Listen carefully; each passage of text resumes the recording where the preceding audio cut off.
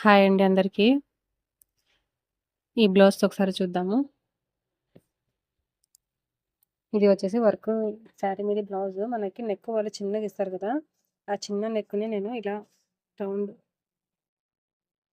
Round neck అయితే వాళ్ళ deep ఎంతుందో అంత పైన పెట్టేసి పైపింగ్ అనేది వేశాను.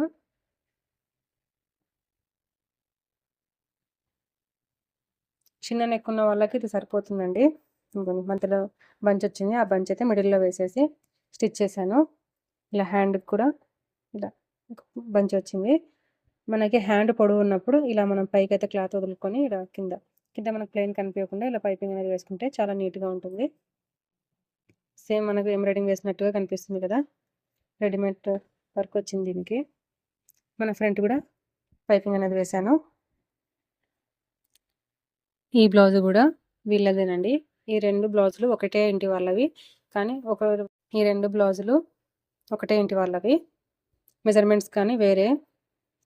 ఈ నెక్ వచ్చేసి డీప్ ఎక్కువ ఉంది కాబట్టి అది రౌండ్ నెక్ అనేది కటింగ్‌లో వెళ్ళిపోయింది.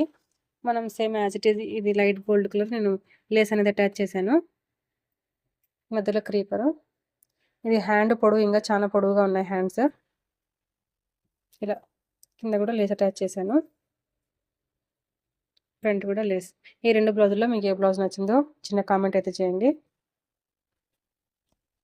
ఈ బ్లౌజ్ కూడా ఇందాక చూపించాను కదా! ఆ అమ్మాయిదే. దీనికి వచ్చేసి ఇక్కడ నెక్ ఇక్కడ చిన్నగా వాళ్ళు ఇచ్చారు. కానీ ఇది ఇక్కడ వరకే ఉంది నెక్. అందుకని ఆ నెక్ కట్ చేసేసి ఇక్కడ సైడ్‌కి షోల్డర్స్ దగ్గర ఇప్పుడు ట్రెండింగ్‌లో ఉంది కదా! అలా అయితే వేసేసాను. మొత్తం నెక్‌కి మాత్రం రౌండ్ పైపింగ్ అనేది వేసేసాను.